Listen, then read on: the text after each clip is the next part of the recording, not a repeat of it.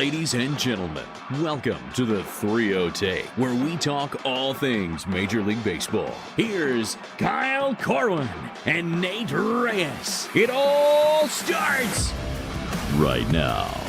Welcome back to the threeohtake, presented by SeatGeek. This is episode 463. I'll be your host, Kyle Corwin, and I'm here with my co-host, Nate Reyes. Nate. Hey! Welcome, everybody. Happy weekend. We know the rules. Tomorrow doesn't count. Friday doesn't count either.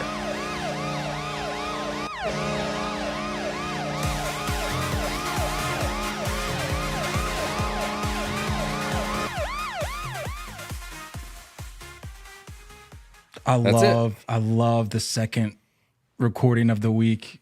Just before Thursday hits. It just hits different. Get the juices flowing a little bit. For me, it hits extra different. Friday's my last day at this job.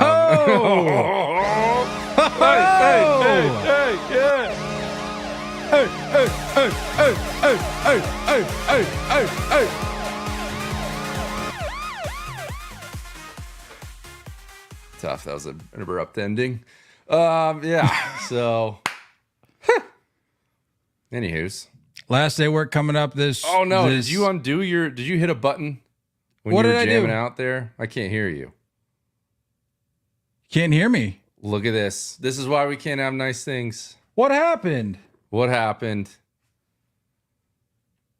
What did I do? Can you hear me? I can hear you. Can you not hear me? I can hear you. Are we good? What did I hit? Did I press a button? Are we good? Can you hear me? I can't hear you. Oh my gosh. What's happening? Hello? Hey-oh. Can you hear me? Nope. Oh my gosh. What did we do? What's going on? This is really why we can't have nice things. Can you hear me now? I can hear you. Can you hear me? I can hear you. We're back. Oh my gosh. Did you do a little heart attack? I'll tell you. I'll explain exactly what happened. Okay. Are you ready? What? So you see these little green and red buttons? You hit the... My cord was jumping and it hit like a green button. Oh my gosh. It was like a third one. This is why we can't have nice things. I was vibing so hard just now, and then you hit me with a, oh, can't hear you. Sick. Well, I thought you hit stop on the sound to kill the dance moves. No. But it was just me. I think we're good now. Yeah. Hopefully I don't sound like crap. We're all good. We'll see. All right. Well, now we got that out of the way. This is why you can't party prematurely. Can't party prematurely. Dodgers fans looking at you. I'm just kidding. I'm just kidding. That's uncalled for. Let's talk some baseball. Specifically, the one, the only, the Bobby Witt Jr. I tell you what, man. I'm glad. I don't regret my decision back. What was it, like a month? Probably like a month and a half ago at this point, where we were talking about.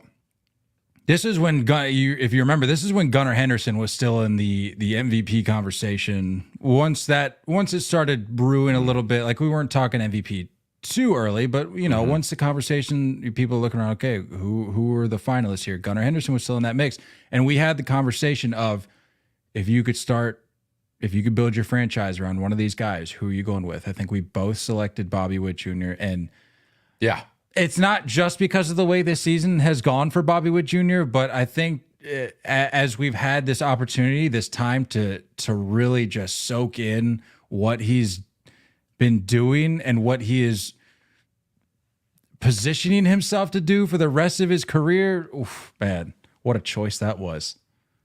I think it was the right choice. It's nothing against Gunnar. No.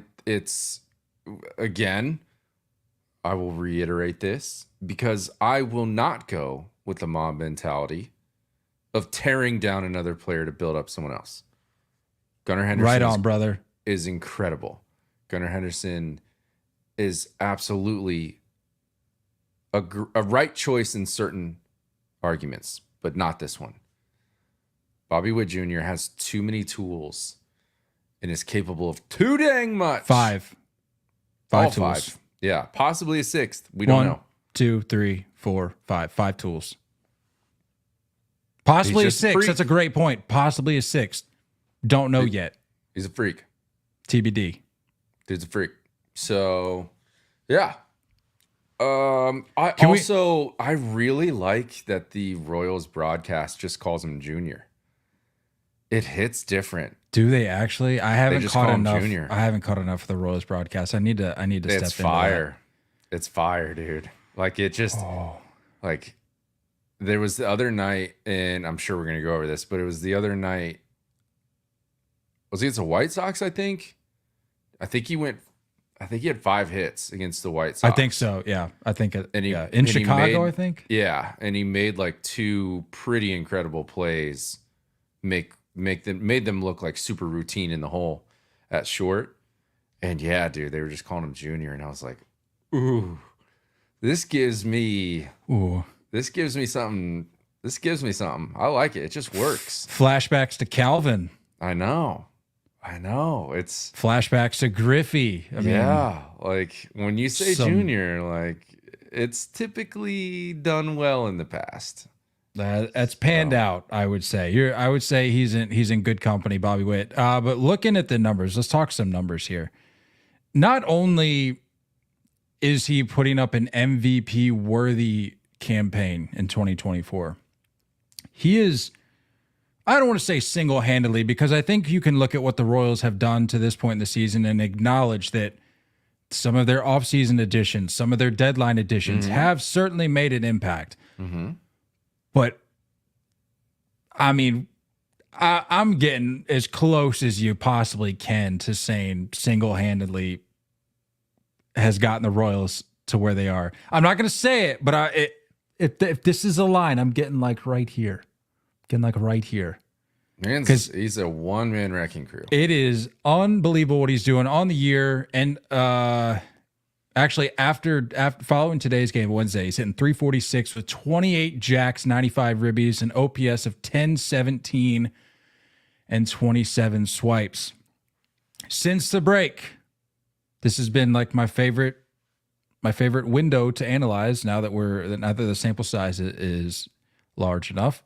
Since the break, he's hitting 408,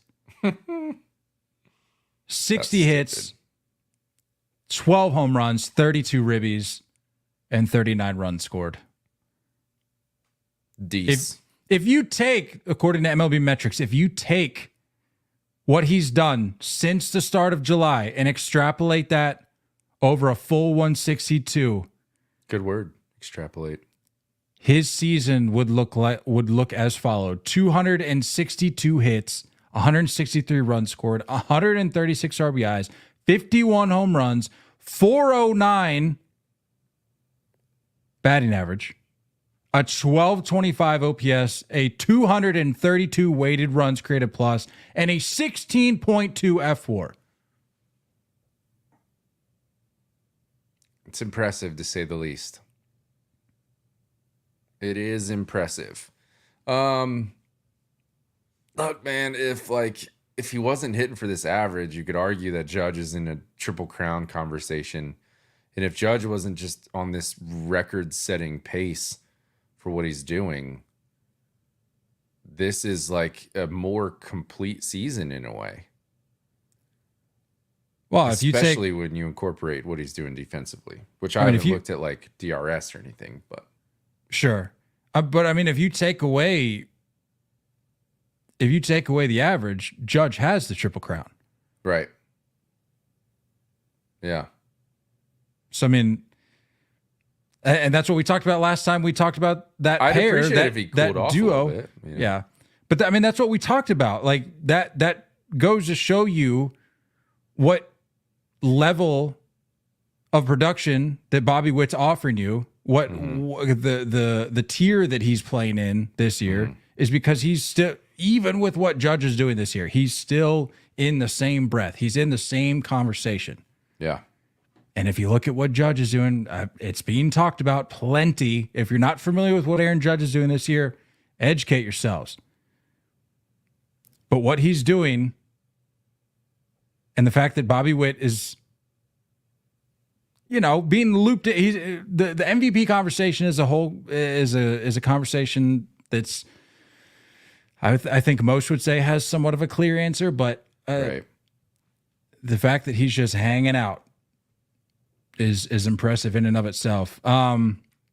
Codify baseball, one of our favorites. I think we just land on Codify. Codify baseball, entering Wednesday. Well, this is before he had a 28th home run today, but entering Wednesday, the tweet was as follows: Bobby Witt Jr. has 39 doubles, 11 triples, 27 home runs, and 27 stolen bases this year. Again, that's adjusted now that he's played on Wednesday. He's the first big leaguer in history to hit all of those marks in a single season. Deece. I mean, between what Bobby Witt, Shohei Ohtani, Aaron Judge are doing, like, we're seeing a lot of we're seeing a lot of first, and we're seeing a lot of things that we haven't seen in a very, very, very, very, very, very, very long time. I'll throw one more name out there. I think it's very fair to include Jarren Duran in that conversation as well. Jarren Duran. Because I'm pretty sure they just read off something stupid that he did the other day. That was like first player in MLB history to have this, and this. JP Long on Twitter. Jarren Duran is the first player in MLB history to record at least 10 triples, 20 home runs, 30 stolen bases, and 40 doubles in a season. The 10, 20, 30, 40 club classic. Everybody knows that. Who doesn't? I mean, we're witnessing, like, I love that we're checking so many boxes in so many different categories with these guys. Like, between the speed and the defense and hitting for average and OPS, it's like, yeah, the home runs are impressive, but it's the fact that, like, everything else is being filled in. And all facets of the game. We're not just staring at home run totals and comparing it. Like, each one of these guys is just delivering some insane production in different ways. It's really cool.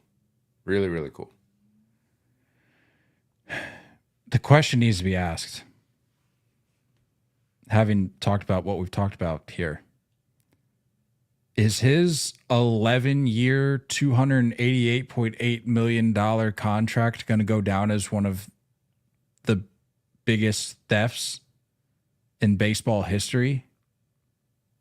He just stays healthy, man. Because, like, the Acuna deal, I think, is still the one that, like, everyone thinks about as far as theft. But injury-wise, like, it kind of balances things out. You know? This is... I could see at least 2 or 3 MVPs. I really could. It just comes down to it, and I love of like how much room it gives the Royals to be able to build and support around him and like double down and like realize that this year is not a fluke. What you're doing is not a fluke. You have to believe in that. You have to keep building on it. And you know, maybe some guys' production, like, no offense, but like I don't think anyone saw Seth Lugo doing this, and I'm sure they're not gonna see him continuing to do this very long term, but like you can start just filling in the cracks a little bit with what he's able to do.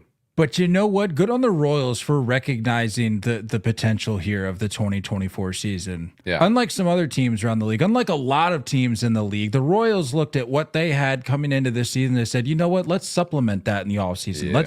Let's play it out to the deadline. And if we're still in the hunt, if we're part of the conversation, part of the postseason conversation, let's make some additions at the deadline and supplement it even further. Good on the Royals for doing what every team should do in their situation. If you have talent, if you have an opportunity to make it to the postseason and not put yourself in a hole by selling off too much or over investing too much on the financial end, if you do it tastefully, if you do it tactfully, You can be in the conversation, and that's exactly where they are. They just closed the gap. I mean, they lost today against the Guardians, but they just closed the gap in the Central. Took 3 out of 4 in that series. This whole time we're sitting here talking about like, well, I mean, at the start of the season, I had them pegged as the 3rd wild card team, and there's a possibility that still happens. But they're like, yeah, no, we're good on that. We're actually more interested in the division. So good on them for following the blueprint that they've followed to this point that has put them in a position to not only make the postseason but take the division in the process. So just want to give some kudos to the Royals there for doing what they've done. 3 wins back from the overall top record in baseball. Like that's, come on. I like it. I was high on the Royals. I just need to reiterate that. Last thing I'll say here on the Bobby Witt thing. I am most definitely excited for this September 9th, 10th, and 11th series against the Yankees in the Bronx, because you're finally going to get, once again, the top 2 candidates in the MVP conversation for the American League on the same field for 3 games at a point in the season that's going to be very pivotal for not just one, but for both teams. And I need to check what part of the week are we looking at there? Oh, that's rough. It's a Monday, Tuesday, Wednesday. I was gonna say, man, if we're chalking this up for a weekend series, that's primetime baseball. But it's fine. Be real with you. Daddy likes midweek series sometimes more. So yeah, I'm okay with it. I'm not gonna lie. With the way that my life and just plans pan out over the course of a week, the weeknights. Wifeys want the weekend sometimes. Sometimes I don't get the viewing the way I want. You kind of check out on the weekends at times, and it's understandable. That's when you get things done. Yeah. It's when you go places. But the being weekday, an adult sucks for sure. I'll tell you what tops even a weeknight series? Weekday. When you're at work and you have the ability to either be working from home or at the office and you can have a screen pulled up on the side, that's prime. Let me tell you, that's what hits different on the West Coast. Like a 10 o'clock game. You're eating your Wheaties over there watching a day baseball game. I just started my work day, turn this game on. It like carries me into lunch. I'm like, all right, let me get some lunch. Yeah. And then it frees up your evening. So it's almost like a little boat. It's like an extra weekend day because you have a free night to do whatever you got to do. Let me tell you something. Beautiful. Yeah, I'm looking forward to that series. I'm also looking forward to seeing where this Juan Soto free agency winds up, because shocker, Juan Soto's been playing exceptionally well. The reports about him winding up with the Mets have resurfaced for some reason. Not sure why. But shocker, the experts have him pegged with a big market team. That's crazy. Wouldn't have guessed. A select few big market teams, one of which I would say the most popular sans Yankees would be the Mets. Yeah. The Dodgers, you're not really going to throw them into the mix. I don't think so. The Cubs maybe could afford to. The Dodgers could, or the Angels, I think, could afford to. But Giants. Some people are saying Jays. Stop. Yeah. Who are these people? I don't see my man going north of the border. You know what I mean? No disrespect to the friends of the Great White North, but you've slandered them on more than one occasion. So yeah, Canadians suck. Let's not act all kind. Canadians, you're fake. You're not gonna take a guy from the DR and plug him in up there where you got nothing but Tim Hortons. What are taxes like up there too? You know. Couldn't tell you. They probably don't have taxes. Do they have taxes in Canada? I don't know how these things work. I think they have a lot of taxes. Do they actually? Yeah. Quick Google search. They don't pay for education. And Canadians they don't pay have taxes. Yep, they sure do. A lot of it. Canadians pay more taxes compared to those in the United States. There you go. Oh, interesting. So they got quote unquote free everything, but Right. got to pay more taxes. That's kind of how Right. that tends to work. But anyway, Right. we're not getting into economics or civics or whatever. Anywho's, where do you think he winds up? I mean, I know it's early. We still got things that have to pan out, such as the way the Yankees postseason should, assuming they make it in. I don't know. You're a little on the fence.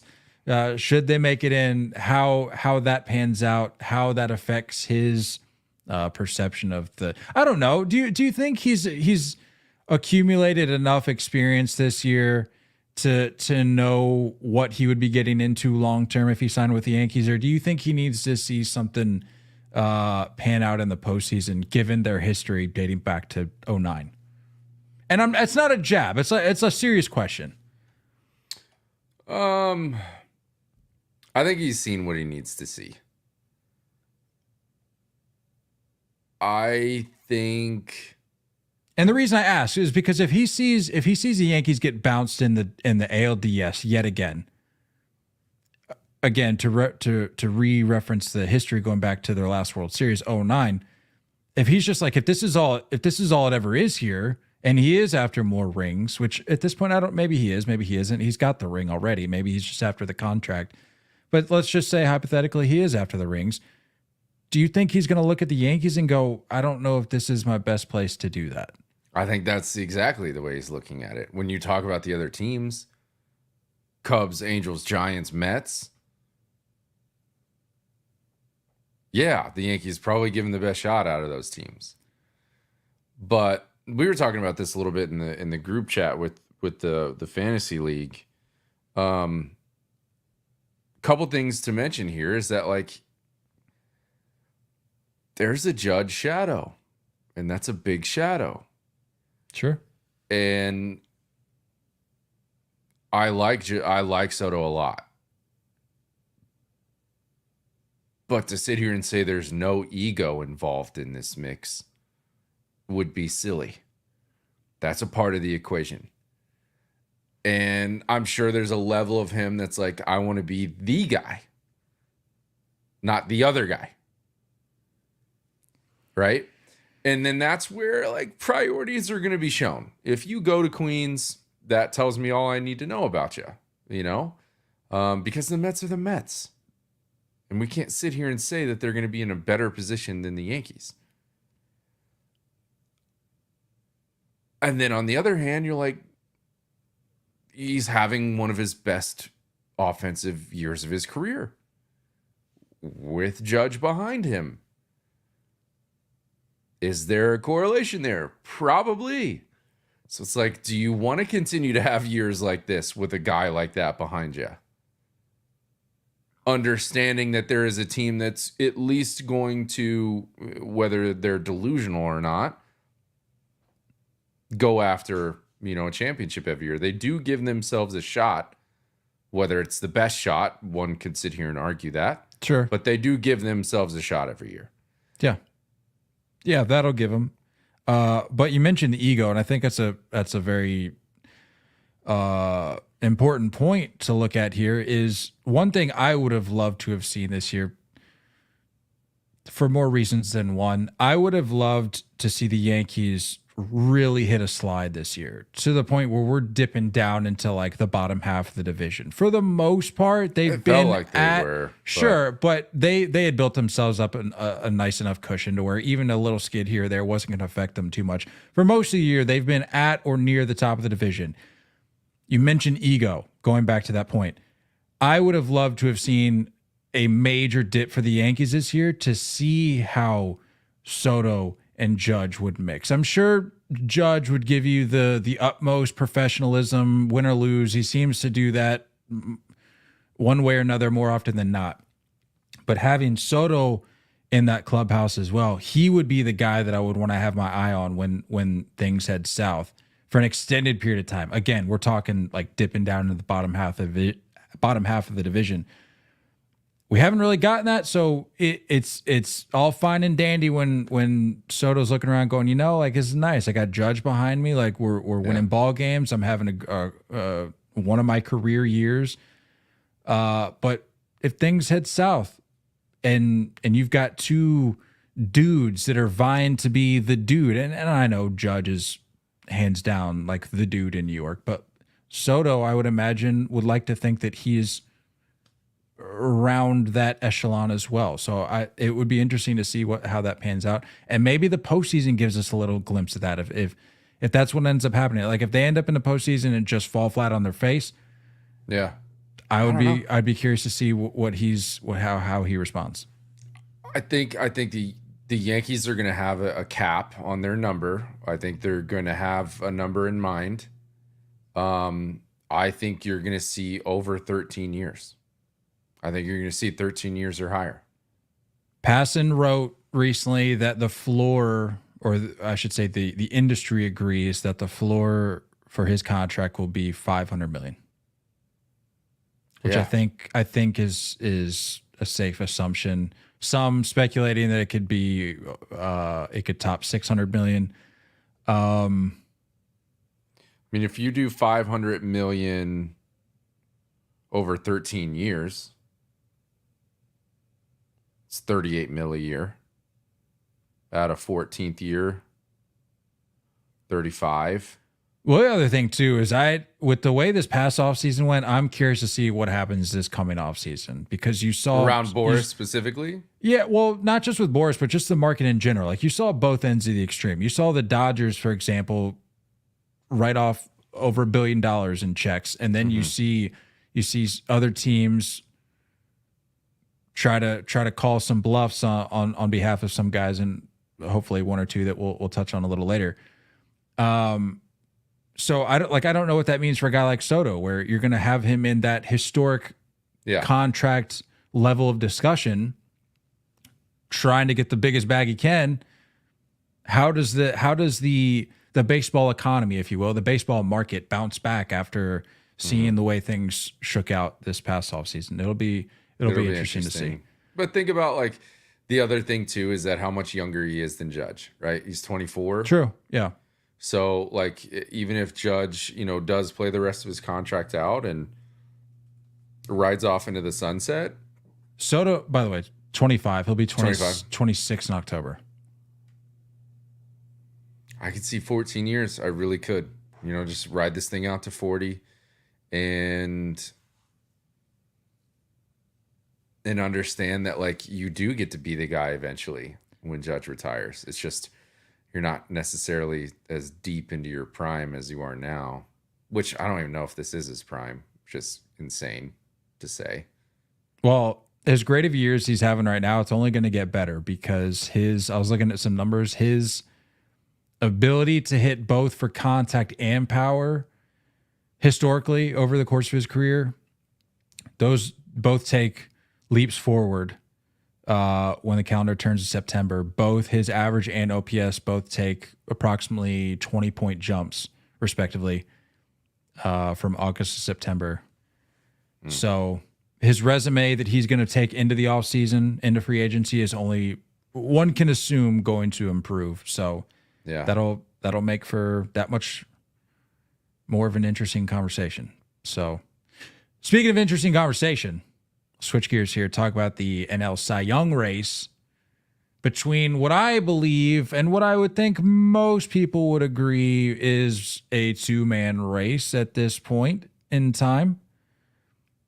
Chris Sale and Zach Wheeler, two beasts in the NL East, one could say. Who do you have right now as your, I mean, again, we still have a handful of starts left for either candidate, but as it stands right now, who's your Cy Young? I saw a graphic on Twitter today. I'm just trying to find it. I don't remember who it was through, but it had with like the four presumed candidates. Four. Yeah, it was Ronaldo. I got that pulled up for you. Ronaldo, Lopez, Zach Wheeler. If you're interested in expanding the conversation beyond Zach Wheeler and Chris Sale, you could look at Ronaldo, Lopez, Zach Wheeler, Chris Sale, and even Paul Skeens, who if anything, it's just to add on for the conversation, maybe for comparison's sake, just to kind of look at some numbers between the four. Ronaldo Lopez does have the ERA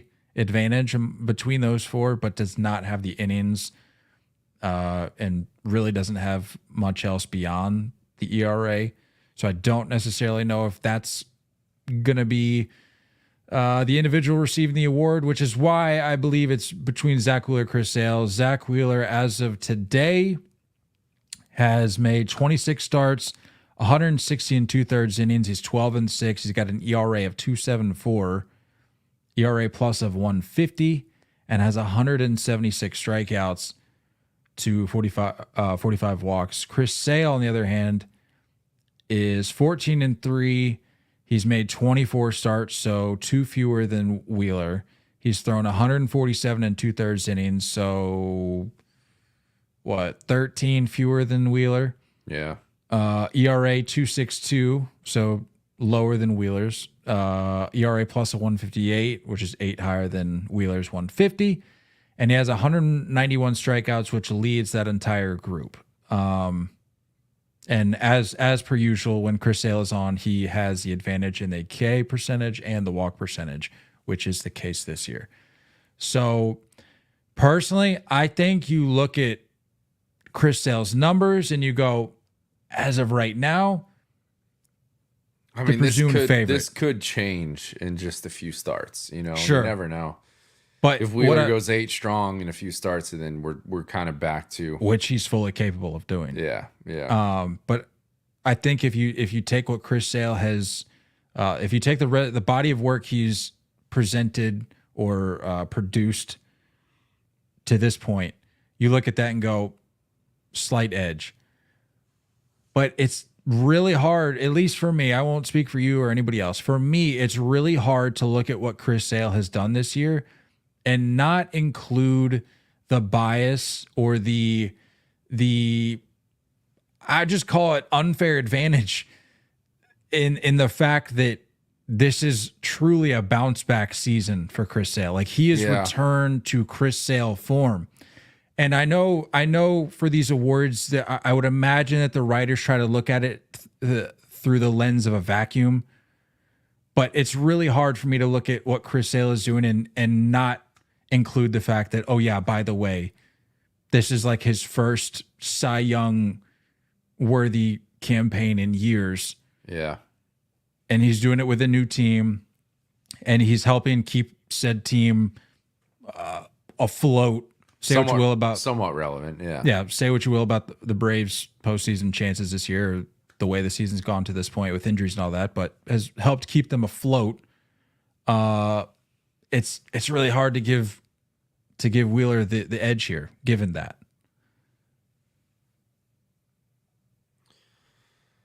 Oh, so the innings, I mean, we have what? 5 starts left? If everything stays on schedule? We're hitting September. Calendar turns to September on what, Sunday? Yeah. Sunday, yeah. So call it. Yeah, I don't know where these guys are at in regards to their return in the rotation, but yeah, I would say 5-ish. And also too, depending upon, I mean, I'm not going to sit here and say that teams in baseball would be adhering to some sort of load management, but specifically if you look at Chris Sale, like maybe we do give him like an extra day here or there, maybe even skip a start, getting closer to the end of the year. I don't know. But yeah, we can call it 5. And then based on these numbers, you can say that they're probably they're around like 6 innings a start-ish. So we can add another 30 innings to these numbers. I'm a sucker for innings. It's kind of depressing to me that we'll likely not really have too many names, if any, over 200 innings. I mean, if you tack on 30 innings right now to Wheeler's numbers, he's at 190 and 2/3. So he's pushing 200. Yeah. It should just be the standard. But anyway, yeah, I mean, the K rate, the walks being less, I think that's important. I think I lean Chris Sale ever so slightly. Would you agree with me though on the whole like bounce back season bias element that plays there? Because I just feel like it's really hard to look at this and not take that into account. Or does that not matter to you as much?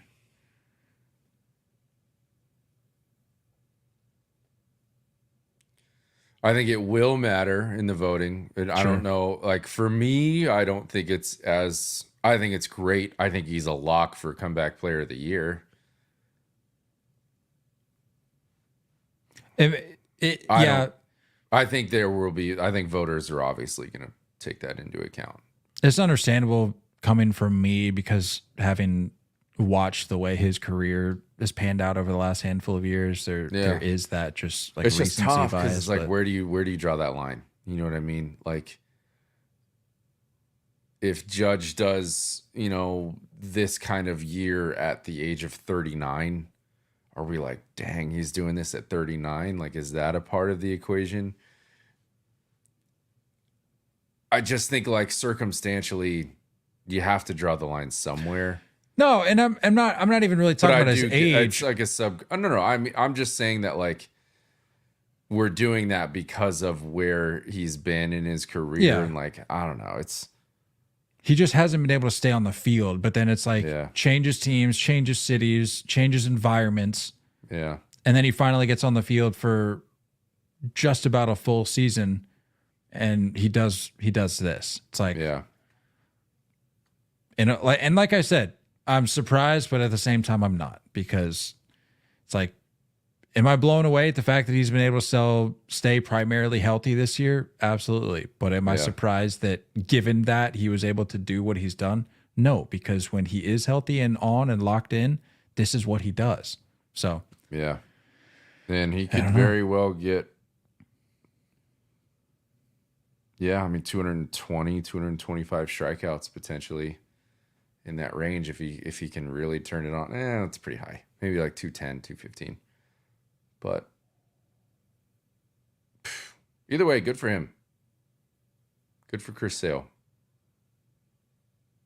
What could have been for the Braves? You know what I mean? If this rotation stayed healthy. No kidding. Like, I mean, no disrespect to Reynaldo Lopez here in this conversation, but he is in that graphic. He is doing well. And this is like his first year as a starter. And then, if Strider stays healthy, Fried stays healthy, like that's like you could argue that's one of the best rotations in baseball when it's going. So what could have been? It's too bad. Too bad. Can we talk about this Jordan Montgomery, Blake Snell, Scott Boras saga? Mr. Salty, Jordan Montgomery, comes out. I don't want to talk poorly about a guy, but when they just put it up on a tee for you, it's like, what are we really doing? Have you seen some of his recent pressers, like after, like post game? They just have him in front of the locker to ask him questions. He's been kind of like, I don't want to say whiny, but he's just been short with some people recently, and I get it. He's frustrated with the way the year's gone, but I'm like, dude, and I think this was kind of Blake Snell's point, where he's like, dude, you kind of made your own bed here. Like, sure, Boras maybe didn't lock down the deal for you, but it was your choice to sign where you signed, and that's that. But a little context here, if you're unfamiliar with what's going on, basically last week, which I don't know if you knew this, do you see he got demoted to the pen? I did. That's what makes this tough. Yeah, it's hard to It's not a good look. Yeah, hard to digest here. But he got demoted to the pen and talked about how Boras butchered his offseason and his chances of locking down the deal that he was after. He said, quote, I don't know. Obviously, Boras kind of butchered it, so I'm just trying to move on from the offseason and try to forget it. And then you had Blake Snell, which, if you recall, Jordan Montgomery let let Boras go as his agent. Right. Snell, on the other hand, is a Boras client and still has Boras as his agent. He bounced back in defense of Boras and said, "I've seen how Montgomery struggled, but he signed the deal that he ultimately wanted to sign. He has the choice. I don't know what other deals he was offered, but I know everything that was offered to me. It's just sad that he thinks that way when I see Scott as a very honorable man," which maybe you were dead on there, I think, till the very end. I don't know the guy personally, but from all accounts, Scott Boras is Scott Boras. Snelly trying to get paid this offseason, so he's strategically, this is very political. The Montgomery comments, man, it's just tough because it's like, I do understand what you're saying, and we talked about like pitchers are more so creatures of habit than any other position, and to not have your spring training, and you're the one that's committed to this agency. You're the one that decided to go with this agency, and like, it's not like you're being surprised by Boras antics.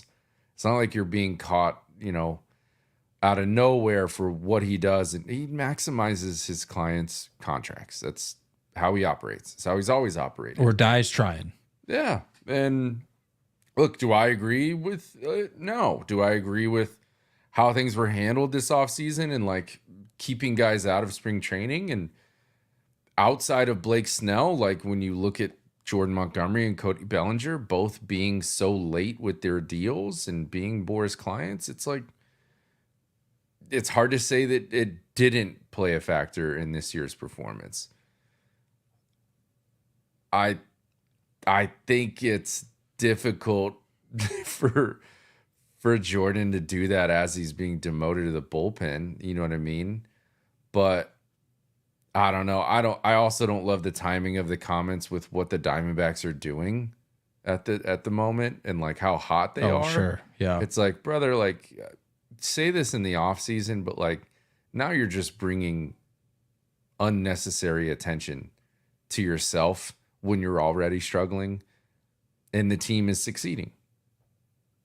Like, just pipe down. In one of those post-game pressers where they had him in front of his locker, he did mention that he was tired of talking about it. He was like, "This is like the fifth or sixth time you guys have asked me about this." So the frustration was visible, but at the same time, it's that's like, what's tough though, is that like, look at the world we exist in right now. Like no one's going to listen to that part. We're only going to see this little clip and this little quote on Twitter, and that's what everyone goes off of. And it's just like, I don't know. Yeah, I feel like we learned. It's so hard. I want to say that we learned a lot about Jordan Montgomery this offseason, because it's like, okay, you can sit here in late August and tell me that like you don't want this to be about you and you just want to focus on pitching in whatever role that the Diamondbacks grant you. But like, have some awareness, Jordan. Like, you were the one that took these negotiations up to just shy of opening day. Yeah. Most guys, when they sign in the offseason, do it months earlier. Yeah. But you can sit here and point fingers at Scott Boras all you want, but you have the freedom to make a decision. If you're just like, hey, let's cut ties on this pursuit of a contract this lucrative contract that I'm after. Yeah. And let's just get something done so I can get my feet wet. I can get my routine going so that I'm ready for opening day. Yeah. No, you were the guy that was like, no, we're going to run this up to opening day, even past opening day if we have to, because I'm in pursuit of that money, which I can appreciate. You want to get what you feel that you're worth. But like, it's hard for me to hear you say, well, I'm tired of talking about this. I'm tired of making this about me. I just want to focus on the team. And in the same season, just months earlier, you were milking this for all that it was worth. So I don't know. Yeah. It's just hard for me to hear that. That's just me. Yeah. It's weird, man. We have like this fine line of like we get tired of the politically correct copy and paste answers that we get from athletes, and sometimes we want them to just be real. I don't think it's super fair of us to like ridicule a guy when he is real. You know what I mean? Sure. And Yeah. I agree. it's a difficult line to toe, and I don't know. For me, I'm like the timing of this around what the Diamondbacks are doing and the fact that you're struggling and you just got demoted to the bullpen when you clearly signed this bigger contract to be a front of the line starter. It's like, this isn't the best time to throw shade. You know what I mean? Why don't you just stay in your own lane and worry about your own progress here?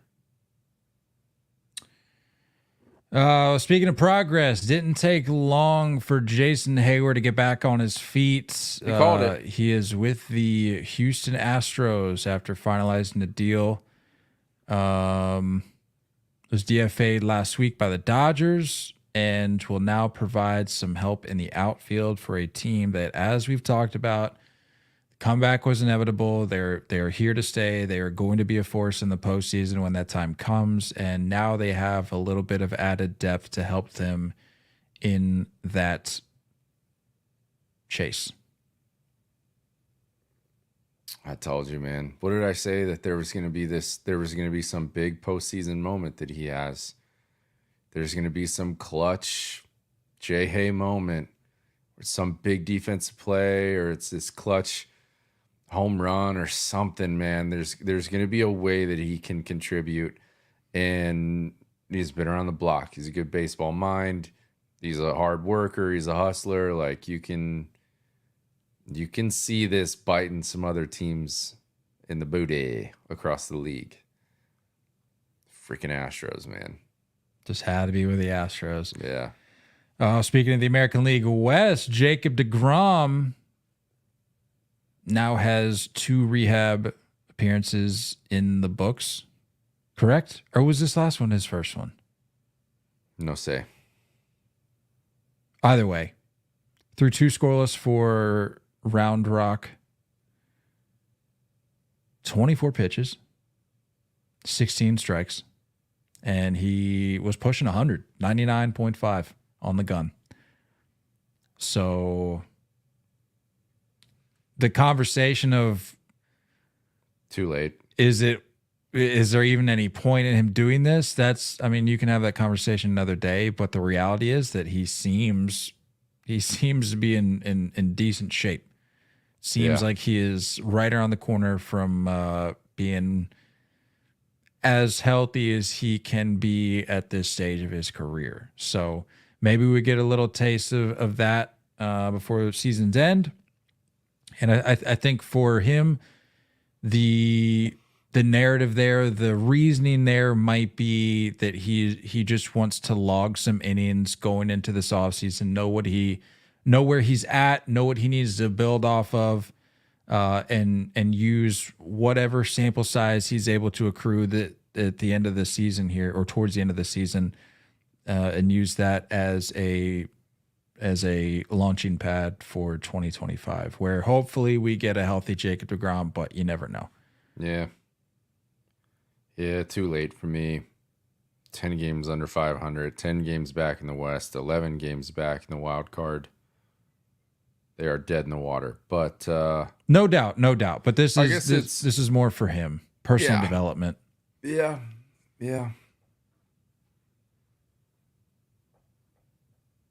I hope he comes back, man. I hope he does deGrom things. I hope training wheels eventually come off and we don't have to sit here and talk about, any kind of innings limit or, worry about pitch counts or whatever. I'd like to just see him be what he used to be. We saw it for Chris Sale, right? So Chris Sale can do it. So can you. I don't know. I hope. One can hope. Speaking of hoping, the woman who was shot in the leg last year at a White Sox game is hoping that she can acquire some cash from the club. She has sued the White Sox for the incident last August in a game against the A's, which I know we covered and were rather confused by. She hid the gun in her fat rolls. Yes, that's where I'm confused. Brought the gun in under her fat rolls and then gets shot. Is it the same lady that we're talking about here? Like, is the lady that's suing the same lady that had the fat rolls, for lack of a better way of saying it, and had the gun under there? Is that the same lady? Because if so, what are we even talking about here? Why is this even being presented? I don't know. This is as a serious conversation. 2024, man. That's so disappointing. It has to be. Do you have a name? I just have ages of names. I don't see a name here. But the lawsuit itself, I was reading, I believe this was from like a Fox Sports article. It says the lawsuit maintains that the White Sox and the Illinois Sports Facilities Authority failed to enforce a stadium prohibition on firearms and protect attendees from foreseeable dangers. She's seeking more than $50,000 in damages. Sure. Is she 42? 42, yep. This is the same chick. On August 29, 2023, a woman reportedly hid a gun in her belly fat and snuck it past metal detectors in Guaranteed Rate Field in Chicago to attend a White Sox against Oakland A's game. The gun accidentally discharged during the fourth inning, injuring two women. 42-year-old woman shot in the leg and taken to the hospital. And 26-year-old woman grazed in the abdomen and refused medical treatment.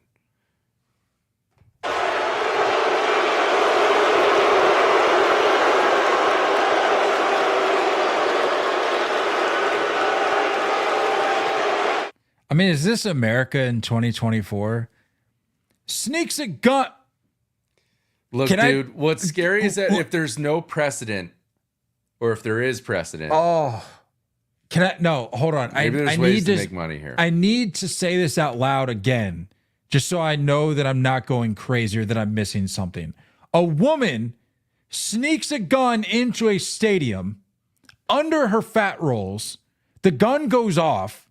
She gets shot and then sues the team of which she's watching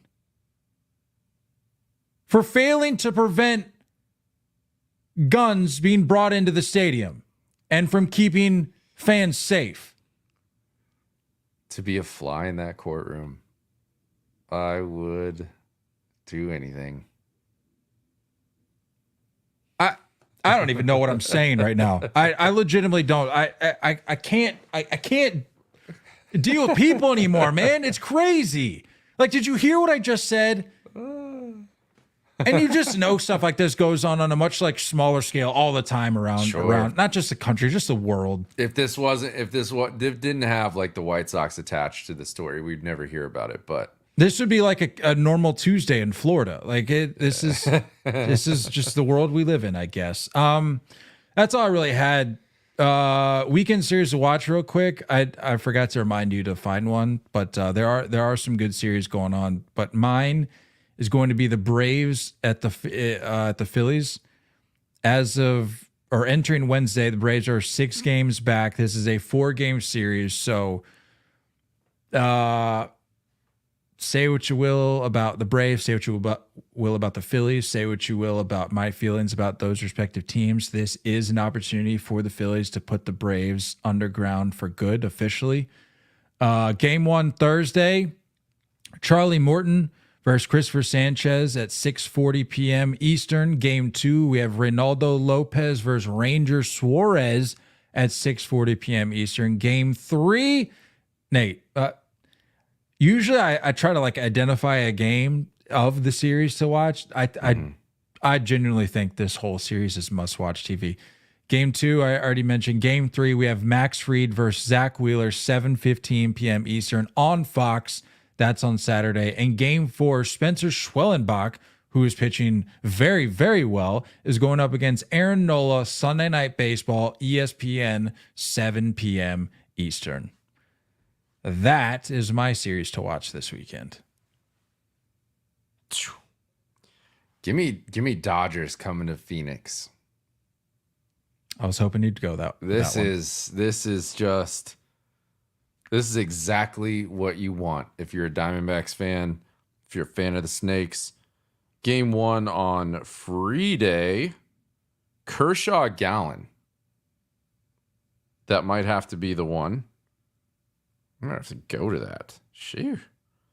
Game dude, 2. get to a game this weekend. That's good baseball right there. Yeah. Game 2, Gavin Stone going against Merrill Kelly. That's on Saturday. Sunday, Flaherty going against PFAT to start September. Some good matchups there. I like that. What is that? What were those standings again? Let me pull that back up. What, 3 games back? They are 3 games back. Yeah. Yep. Yeah, man. This is it right here. This is a statement series for either team. I mean, if the Dodgers manage to take 2 out of 3 and really give them, that's a big cushion. 5 games is a big cushion in September. But if the Diamondbacks can do a little something, get it to 1.5, something like that. 1. Barring a sweep from the Dodgers, it's not really do or die necessarily for either team. Like I think even like 2 or 3 either way, or even a sweep from the D-backs, it's things are still like we're still up in the air heading into September. But yeah, I mean, I think you said it best. This is a statement series. This is a signature series potentially for either team. So big baseball this weekend. But it's almost September, guys. We're almost there to just. We've almost made it. September's awesome, by the way. Like football starting up. I think October's the best. Baseball. But a little biased there. I know, but it just gets you going. Oh boy, October does hit because then you're fully into like chilly weather. You know what I mean? You're in hoodies and chilly weather. Oh yeah. I can't wait to make chili. Love making chili. Well, speaking of dinner, let's knock out a game here real quick before you get to that. Okay, it's been a minute. Been a while. It's been a minute. We talked about. I've been trying hard to keep these episodes under an hour, by the way. So I'm sacrificing a little bit here, but it's the end of the week. Yeah. Let's loosen the ties a little bit. Do you remember what we established last time? A rule change. You can't start with somebody. No, that rule was already there. I thought we talked possibly doing active or retired. Did we? What do you expand? What do you mean? Establishing that before we start. Oh, like which era we're starting with?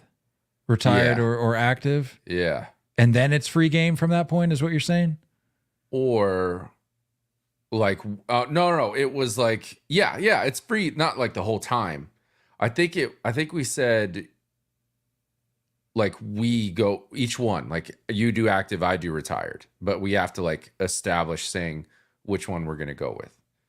Oh, so we're splitting we have to go 1 and 1. Yeah.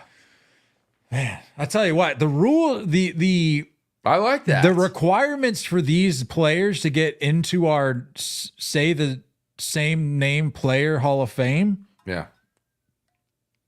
They change week to week, it seems. So this is a wild Hall of Fame, but it's one that I think most, if not all, would be honored to be a part of. I agree. I think we got 4 or 5 guys in there right now. Yeah. So do you like that? I like it. I think it starts us a little further. But we're teetering into a Manfred ball where we're starting to put too much legislation into the game. This is the last one. All right. Okay. I'll go. And obviously the previous rule that is fully established is cannot start this game with a name that we've already mentioned this episode. This episode. Not any episode, this episode. This one specifically. Because What do you want? That recall would be impossible. You want active or retired? I'll take active. You'll take active. I'll take retired. I know you like the vintage era. I do. Let's roll. All right. Well, I mean, off the top here, we can just let it rip. Hold on, let me think here.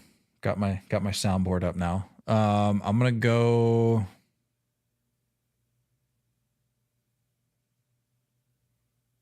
Let's make this first pick fun. You know. Yeah.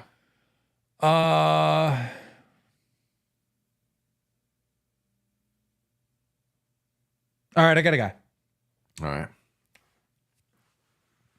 Ready? Did we decide? Are we limiting ourselves to 5 picks? No, I don't think that's fair. So it's 10 if we need it. It's 10 if we need it. All right. Well, we're gonna need to be quick then because 10 can run on for some time. We'll play the music. You gotta. No, I'm not doing the music. In between? No, it stresses me out. It does. It does me too. Yeah. And it's too long. We need to keep it You need to tight. find your song, maybe. Maybe I'll work on that. Okay. All right. 3, 2, 1. Greg Bryson Maddux. Stott. Oh boy.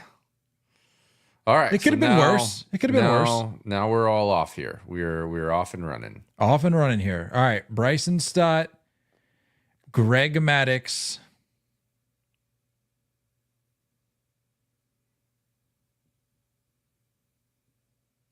All right, I got a guy. I guess I got a guy. 3, 2, 1. Kurt Chase Schilling. Utley. All right, we're getting there. Chase Utley and Kurt Schilling. I mean, we're zeroing in like right off the top here, I think. Chase Utley and Kurt Schilling.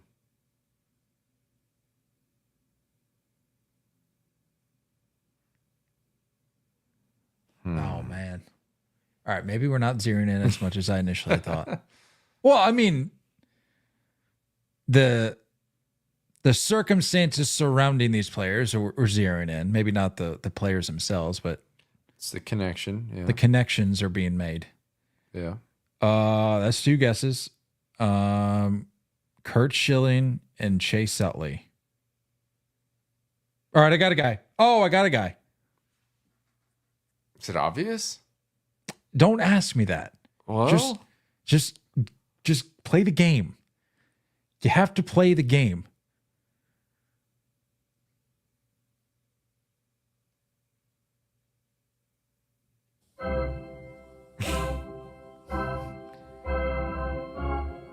If you're gonna dilly dally, if you're gonna bojangle, I'm gonna need to kick it into another gear here. So organ music it is.